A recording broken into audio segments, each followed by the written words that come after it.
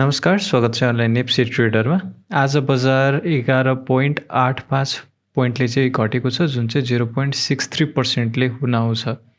आजको दिनमा हेर्छौँ भने 57 वटा कम्पनीहरूको मूल्य बढेको छ र 175 वटा कम्पनीको मूल्य भने आज घटेको छ र 5 वटा कम्पनीको मूल्य भने जस्ताको त्यस्तै रहेको छ। टप गेनरको कुरा गर्छौँ भने एसपीएचएल 6.96 झन्डै 7% को वृद्धि छ भने एसपीसीएफ 5.85 ले बढेको छ, ओएचएल 4.03 ले बढेको छ, समाज 3.87 ले बढेको छ, एसआईएफसी चाहिँ 3.31 ले बढेको छ। टप लुजरको कुरा गर्छौँ भने एमईएन 6.58% ले घटेको छ, एसबीआई 6.43% ले घटेको छ, एमकेएचएल 6.37% ले घटेको छ भने बीएनएचसी 5.4% ले घटेको छ। त्यस्तै बीसीएचएल हेर्छौँ भने 5.28% ले घटेको छ। टप टर्नओभरको कुरा गर्छौँ भने आज सबसे धेरै टर्नओभर सोनामा आएको छ र त्यसपछि एसएचएल, ह्याथी, त्यसपछि टीआरएच र एससीआईसीमा चाहिँ टर्नओभर एकदमै धेरै देखिएको छ। भोल्युमको आधारमा हेर्छौँ भने कारोबार सबसे धेरै भएको चाहिँ सोना, ह्याथी, एसएचएल, एसएफएमएफ र एचडिएचपीसी। ट्रान्जेक्सन वाइज हेर्छौँ भने सोना, सीएलआई, आरएनएलआई, एसएनएलआई र ह्याथीमा चाहिँ एकदमै धेरै ट्रान्जेक्सन अर्थात् किनबेच चाहिँ एकदमै धेरै भएको छ।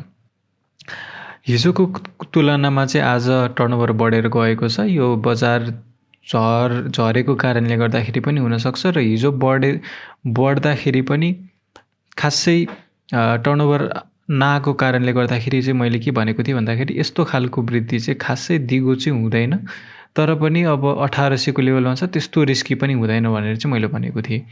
अब लागौ सेक्टर अनुसार हेर्छौँ भने ब्याङ्किङ इन्डेक्स 0.21% ले घटेको छ, डेभलपमेन्ट ब्याङ्क 0.43% ले घटेको छ, फाइनेन्स 1.31% ले घटेको छ, होटल एन्ड टुरिज्म 0.77% ले घटेको छ, हाइड्रो पावर 0.84% ले घटेको छ भने इन्भेस्टमेन्ट 0.63% ले घटेको छ, लाइफ इन्सुरेन्स 1.03% ले घटेको छ, म्यानुफ्याक्चरिङ एन्ड प्रोसेसिङ 0.25% ले घटेको छ, माइक्रो फाइनेन्स 0.83% ले घटेको छ, म्युचुअल फन्ड 0.23% ले घटेको छ, नन लाइफ इन्सुरेन्स 0.41% ले घटेको छ, अदर इन्डेक्स 1.55% ले घटेको छ, जुन चाहिँ एकदमै धेरै हो आजको सबै सेक्टरको तुलनामा। त्यस्तै ट्रेडिङ इन्डेक्स 0.14% ले बढेको छ। आज सबसे धेरै घट्नेमा चाहिँ फाइनान्स, त्यसपछि लाइफ इन्सुरेन्स, त्यसपछि अदर इन्डेक्स रहेको छ, त्यसपछि माइक्रो फाइनेन्स पनि छ र लाइफ इन्सुरेन्स है। अब यी थियो आजको कारोबारको डेटा एनालिसिस। अब टेक्निकल तर्फ जाउँ। टेक्निकल एनालिसिस गर्दाखेरि चाहिँ हामी अहिले टेक्निकल चार्टमा आइसकेको छौँ। नेप्से अल्फाको बजार 1800 को बिन्दुमा चाहिँ सपोर्ट लिएर माथि बढ्ने क्रम चाहिँ सुरु भएसँगै आज चाहिँ एउटा रेड क्यान्डल चाहिँ फर्म भएको छ है। यो अब कतिको अब भ्यालिड हुन सक्छ भन्ने कुरा चाहिँ अहिले एउटै क्यान्डलले गर्दाखेरि मात्र अहिले हामी आत्तिहाल्नु पर्दैन है। र अर्को कुरा हेर्छौँ भने भोल्युम फेरि बढी आएको छ। यो पनि स्वाभाविक हो, किनभने हिजो बढ्दाखेरि भोल्युम आएन भने आज घट्दा भोल्युम अलिकति धेरै आउनु भनेको स्वाभाविक हो। मैले त योभन्दा धेरै भोल्युम आउँछ अपेक्षा गरेको थिएँ, तर थोरै आएको छ। यो पोजिटिभ कुरै हो है। हामी इन्डिकेटर लगाएर हेर्छौँ। पहिलो नम्बरमा एमएससिडी लगाएर हेर्दाखेरि चाहिँ बाई सिग्नल स्टिल भ्यालिड छ है। हिस्टोग्राम पनि पोजिटिभ एरियामा बढिरहेको छ र एमएससिडीले दिएको यो पोइन्टमा दिएको प्राय जस्तो सिग्नलहरू चाहिँ भ्यालिड नै हुने गर्छ है। जस्तो यो पोइन्टमा पनि हेर्न सक्नुहुन्छ, बाई आयो, बाई नै गएको छ। त्यसै यहाँनिर पनि बाई आएको, बरु 2-3 दिन मात्र, तर एकदमै तेजीले बढेको छ है। त्यसै गरी यहाँनिर पनि आएको बाई सिग्नल चाहिँ भ्यालिड नै हुन्छ।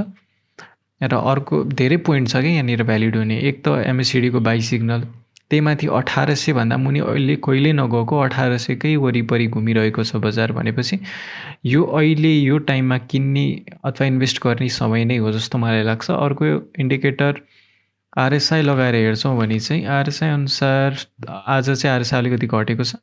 ठिकै छ, डिस्याचुरेट पनि हुन दिनुपर्छ बजारमा, अनि बल्ल दीर्घकालीन रूपमा चाहिँ राम्रो खालको वृद्धि झन् बजार चाहिँ स्ट्रङ बलियो हुँदै अगाडि बढ्नेछ।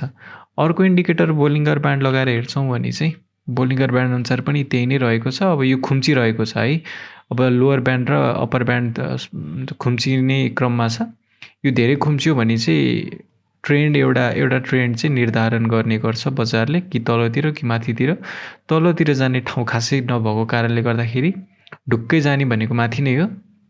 तर यहाँ अनुसार पनि एक्सट्रिम बुलिस चाहिँ छिटै आउँदैछ भनेर चाहिँ बोलिङ्गर ब्यान्डले भनिरहेको छ।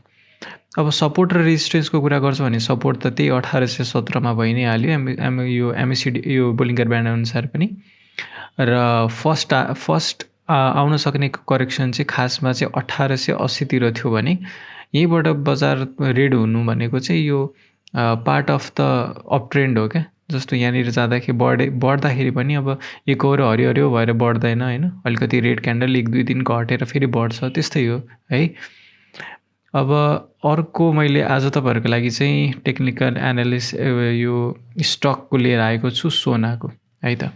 सोनामा चाहिँ अब आइपिओको प्राइसभन्दा मुनि चाहिँ जहाँ गएन है, यो पनि हामी सबैको लागि एउटा लेसन भयो है। र कम्पनी जस्तो सुकै भए पनि आइपिओभन्दा मुनि चाहिँ जाने एकदमै कम नै देखिएको छ अहिलेको बजारमा। एटलिस्ट मिनिमम भनेको चाहिँ आइपिओको प्राइससम्म झर्ने रहेछ भन्ने कुरा चाहिँ हामीले बुझ्यौँ। र त्यस पछाडि त्यो प्राइससम्म झरेर फेरि बजार बढिरहेको छ। अहिले फेरि 260 तिर भनौँ न झरेको छ। अब आगामी दिनमा के कस्तो तल जाने हो कि माथि जाने एकचोटि हेरौँ होइन। तर जहाँसम्म लाग्छ ट्रेन्डलाई नै फलो गर्छ यसले, किनभने ट्रेन्ड बजार बढुन्जेलसम्म यो पनि बढ्यो, आज घट्यो र त्यस कारणले गर्दाखेरि मात्र यो घटेको जस्तो मलाई लाग्छ। नत्र यो नेप्सेकै ट्रेन्ड अनुसार बढ्ने खालको स्टक जस्तो मलाई लाग्यो, किनभने प्लेयरहरूले यसलाई एकुमुलेट गर्न सुरु गरिसके है त। हस् त, आजलाई यति नै। भिडियो कस्तो लाग्यो मन परेमा लाइक गरिदिनु होला, केही सरसुझाव छ भने कमेन्टमा बताइदिनु होला, र च्यानलमा नयाँ हुनुहुन्छ भने सब्सक्राइब गरिदिनु होला। धन्यवाद।